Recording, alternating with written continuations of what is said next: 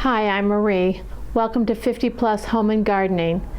This is the time, winter, when there's not a whole lot going on, and if you just can't get out, it's raining, snowing, ice, too cold, and you've done all your chores in the house, then this is kind of a fun project. Well, it's fun for me. It may not be for you, but this is kind of a way to get organized in your gardening now for the spring. So let me show you some things. The first things I like to do in journaling is have a large table. Second thing, make sure you have water or tea. If it's cold and snowy outside, make yourself a cup of tea and you'll be on your way to maybe a 5-hour wonderland of journaling. Okay, this is actually a faith journal, but I changed it to a garden journal. A good friend of mine gave it to me, and it's a calendar of notes that you want to give to yourself. It has a nice calendar in here, and I can do a journal. You can put in many things. You can put in garden things, you can put plantings, you can add, if I want to put my weight and all that kind of stuff in here, I can add that. It just depends on if you want to stick with strictly garden, you want to get a garden book bound style, that's great. Now, the disadvantage of a book bound style journal is if you write in it and you write really sloppy and you just want to pull this page out, you're going to ruin the integrity of the book. This is more permanent, unless you want to slab. These are little stickers. You can put little stickers on it, or sometimes if I mess up, I'll stick a big picture right over the top of it, and it takes it makes it nicer. But this is a little bit more permanent. This is for people who have more organized, I think, and can keep this pretty. I think this is for you. And these pink tabs, you can actually, I like tabs because I'm trying to find out, what's in this section, and I just wrote garden plans, and this is be all my garden plans, and I just did this with sticky notes, but you can have this more permanent and pull it over and then make this something nice. But I just stuck that in there. Maybe I want to switch that, and I don't want that to say garden plans. I want it to say something else. I'm really one of those people that will change my mind. So these kind of things, notepads, work for me because I can take it apart and do it again. Okay, this journal is ring binder style, very thick. It's got some fun little color. It's got a color wheel that you can play with, and it's got little notes. I put magazine covers over all the information that they wanted to give me because I don't follow, I don't like to follow all the steps. So I want to do my own thing. So they do have tabs on this. This is living room, kitchen. So this is more for inside and out. Master bedroom, bathroom, living room, laundry, and I put pictures of things that I want in those places. And so then at the very end, this would be all the gardening stuff is in the back. Now, the one thing I like about this is you can actually, because look, is that exciting? You can, which I did, this whole section is added papers. I did this. And so you can add as many papers, you can take them out. Say I don't want this picture anymore, or I ruined it, or I didn't do very pretty cursive, which I don't really have good handwriting. I can just say, that looks so terrible, I'm just gonna toss it. Bing, done, gone. This is a good style. This works for people who make a lot of mistakes, and like me, so I like this a lot. And it also has little paper that you can actually draw your own drawings on. This is actually a cool one. But I put a lot of magazine cutouts of things that I like, of different rooms, that inspire me to make my bedroom more like whatever I put in there. So this is a nice book if you want to buy one that's kind of pre-made. Here's another type of journal. This is spiral bound, and when I go through this, this is my style because all it is, it's full of papers and I can do my own thing. I can add my tabs if I want, move on, add more tabs if I want. So maybe I want to put a tab here, stick it on there. This is actually homemade. This is do what you want, and I'm a little bit more like that. Put it in where you want and put the information in the way you want. So I do like the tabs. I wish this had tabs, but it doesn't because it's just a plain old book. It's a hardbound. You can get this. You get little journal books. They have them really, really pretty. And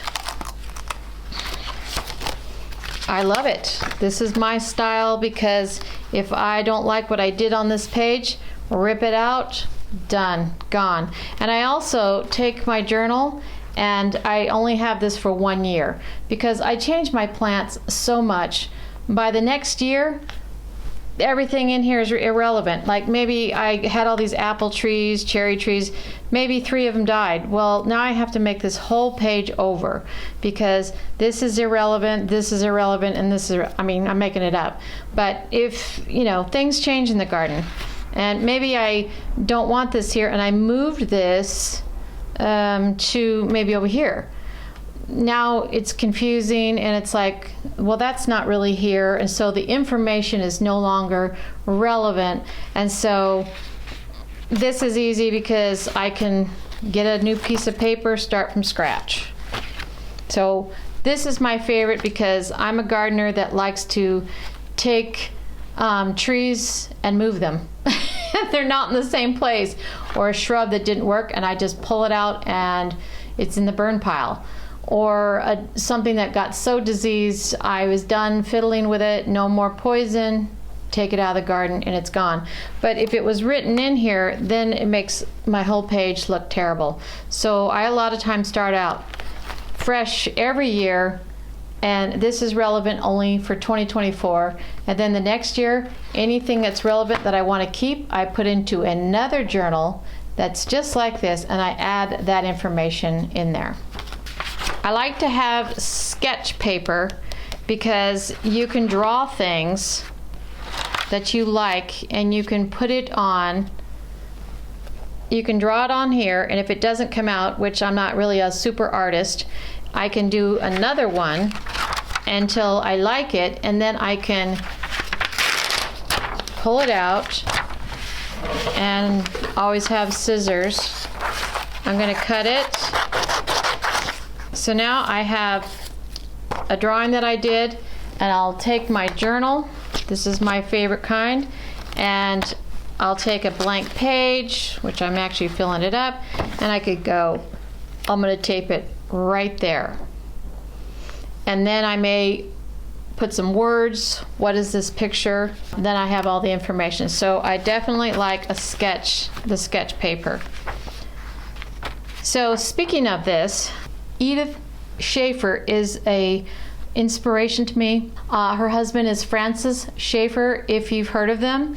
I got this book when I first got married in 1980. She wrote this book. It's a homemaking book about gardening, doing art, interior design, a lot of steps to inspire the person who is living in the home.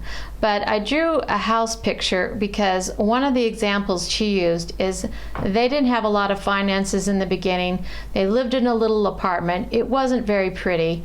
And she always said that if she had a vase of flowers or a planted pot on the dining room table and a potted plant right before you enter the house, they inspired her to keep going.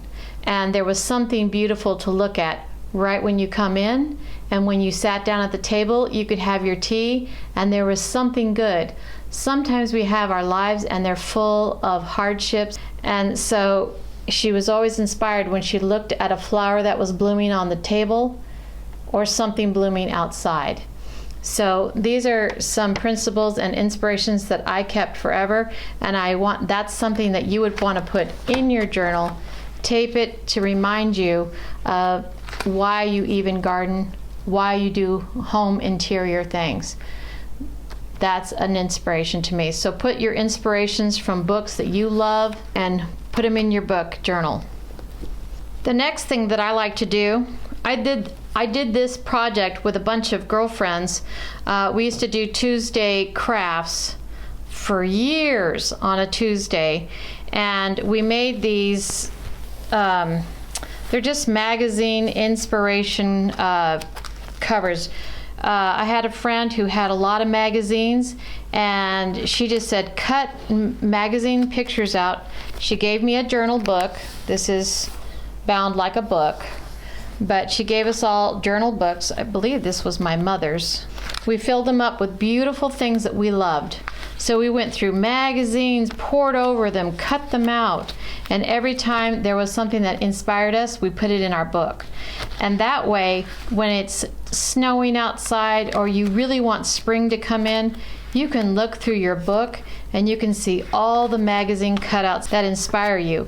I love this. And I actually, in your journal, this is just a book of magazine cutouts, just for magazines. So this is almost like looking through my personal magazine books. No commercials, and it's exactly the pictures that I like. Things that inspire me. They could be inside or outside. And I think in one of them, yeah, there's food that just makes me happy. I mean, doesn't this salad bowl look beautiful? Doesn't that make you just look, makes me happy. Ooh, and see, here's some friends. Look at that. Doesn't that just make you happy? I mean, I just put all the magazine cutouts that, isn't that cute?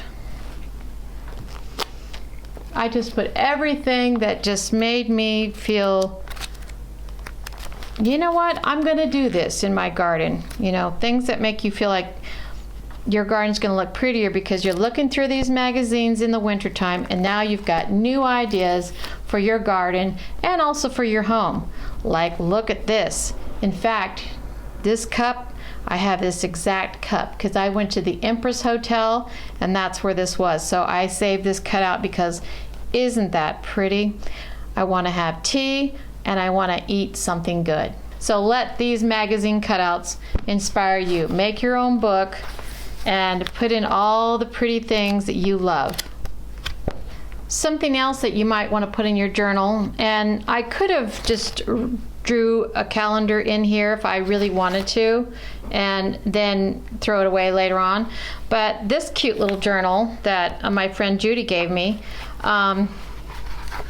it has a nice calendar in the back, and if I want to make extra notes, they have that day with a little bit more room to write things. So if I was going to do fertilizing, I may use this calendar. Or on Saturdays, y'all know that I get on the scale, so I write down how many pounds, where I am and how many pounds I've lost. I can actually write that down too, so it doesn't have to stick with just gardening, but that's really fun. And also, another idea for your journal to put in are these tabs.